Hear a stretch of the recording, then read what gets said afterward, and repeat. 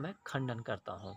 यह कंपटीशन की भावना से इनकी मूर्तियाँ स्थापित करना जगह-जगह बिल्कुल भी गलत है, क्योंकि उन पे कुत्ते पेशाब करते हैं, कौवा लैट्रिन करते हैं?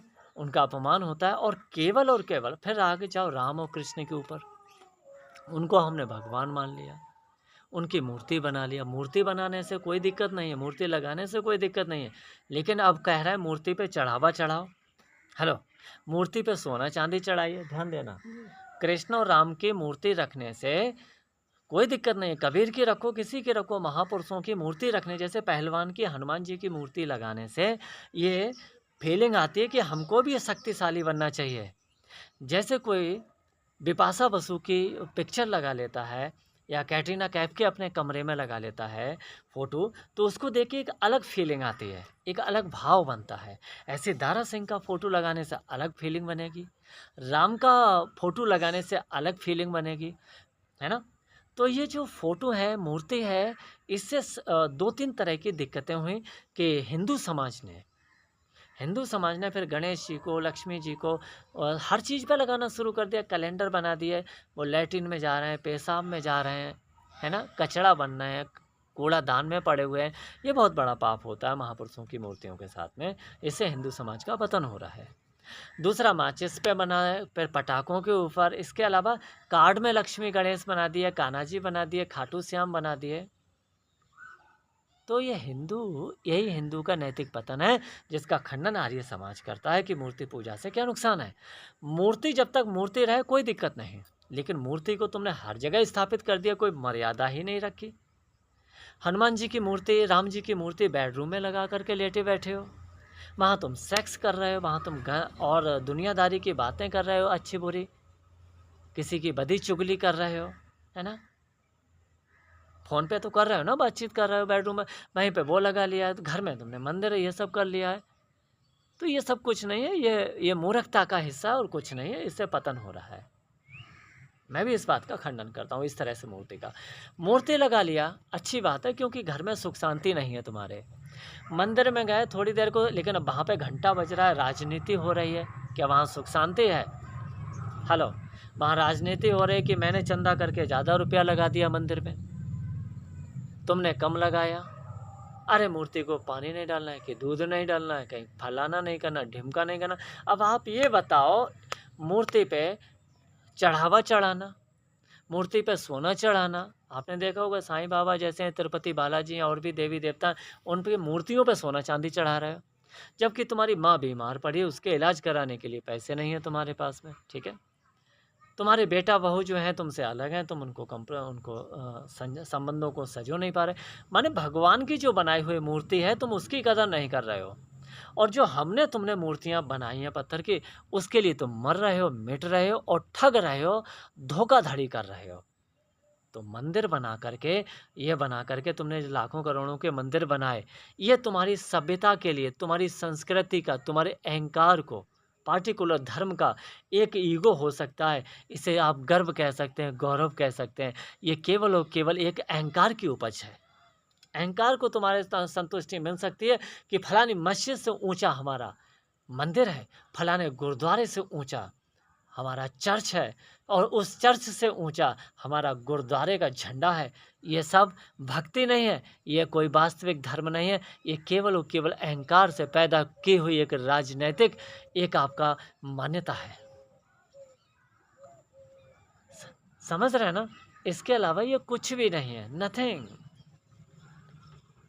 ये कुछ भी नहीं है, ये केवल तुम्हारे अहम है कि इतनी ऊंची मूर्ति लगाएंगे, इतना ऊंचा मंदिर बनाएंगे, लेकिन क्या तुमने अपने आप को ऊंचाइयों की ओर ले जा रहे हो? क्या तुम अपने व्यक्तित्व को समाज के, जैसे कि राम की पूजा क्यों करते हैं? राम की पूजा हम कर ही कैसे सकते हैं? मूर्ति को लड्डू खिला दिया, राम की पूजा हो गई। हनुमान जी के आगे दीपक जला दिया, हनुमान जी की पूजा हो गई? नहीं, हनुमान जी दूसरों की स्त्रियों को माँ बहन के रूप में देखते थे। क्या तुम देखते हो? और नहीं देखते हो, तुम गधे की औलाद हो, कभी हनुमान जी के भक्त नहीं हो सकते हो। ऐसे राम एक सदाचारी व्यक्ति थे, महापुरुष थे, आप भगवान भी कह सकते हैं, मैं भी कह दूंगा तुम्हें खुश करने के लिए। लेकिन क्या उनकी मूर्ति को केवल 4 घंटे सुबह को ये करने से, वो करने से क्या तुम अपने जीवन को बेहतर बना सकते हो? बिल्कुल नहीं। एक बार रामायण को पढ़िए, राम जी के चरित्र को अच्छे से सुनो और ये जो कथावाचक जो उल्टी-सीधी कहानियाँ सुनाते हैं, ये केवल तुम्हारा टाइम पास कर रहे हैं और मोटे-मोटे पैसे की धन-दौलत तुम्हारा इकट्ठा करके ले जाते हैं और कुछ नहीं, अय्याशी कर रहे हैं हिंदू समाज के पैसे पर। मैं कहता हूँ, इन मंदिरों की जगह पे गुरुकुल बनना चाहिए। मैं महापुरुषों की मूर्तियों की अपमान नहीं कर रहा हूँ। मूर्तियाँ आप अपने रख सकते हो, लेकिन उनकी आरती उतारना, उनको ये करना, उनको वस्त्र पहनाना, ये सब क्या है? ये बचकानापन है। अरे कितने हमारे समाज में भूखे-नंगे घूम रहे हैं, उनको तो तुम कपड़े पहना नहीं सकते हो। कितने हमारे आदिवासी क्षेत्रों में जो है कितनी गरीबी है, वहाँ के लिए तो तुम कुछ कर नहीं सकते हो। तुम्हारे पड़ोस में ही कौन भूखा है, कौन प्यासा है, उसकी तो तुम्हें चिंता नहीं, परवाह नहीं।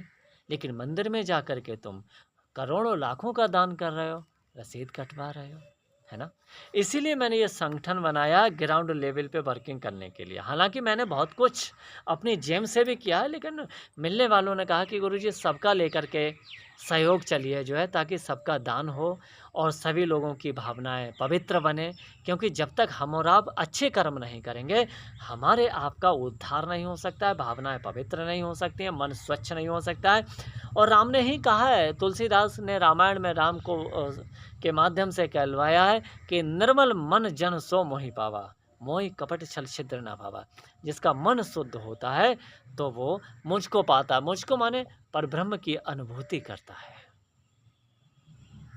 मंदिर में जा रहे हैं, हमें बच्चा दे दो, हमें नौकरी दे दो। तुम कितने बड़े भिखारी बन गए हो। तुम्हें इंसान का शरीर दे दिया, बड़े भाग मानस तनु पावा, सुर दुर्लभ सद ग्रंथन गावा। देवताओं के लिए भी ये दुर्लभ शरीर दे दिया, तुम्हें मनुष्य जीवन दे दिया, फिर भी तुम भिखारी के भिखारी रहे।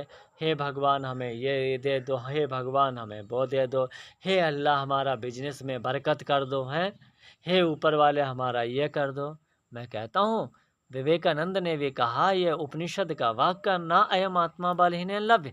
इस आत्मा को कोई कमजोर, उस परमात्मा की अनुभूति कोई कमजोर नहीं कर सकता है। यहाँ कमजोर से जो तात्पर्य है, पतले शरीर से नहीं है यहाँ पर, या तगड़े शरीर से कोई तगड़ा नहीं होता है।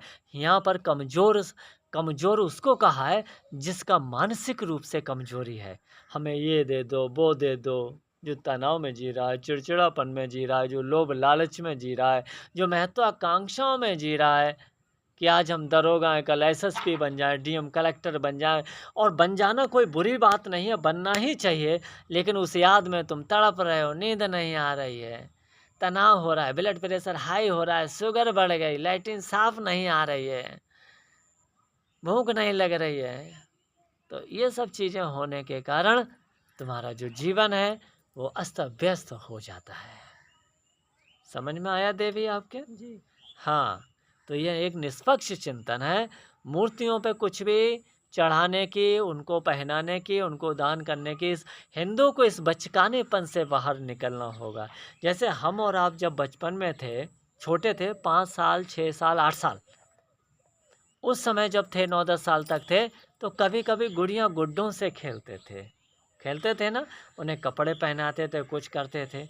इसी प्रकार से तुमने मूर्तियाँ बना ली, उनको सजा रहे, संवारा है, ये तुमने। और लोगों ने, पता है क्या, जो तुम्हारी कथावाचक है वो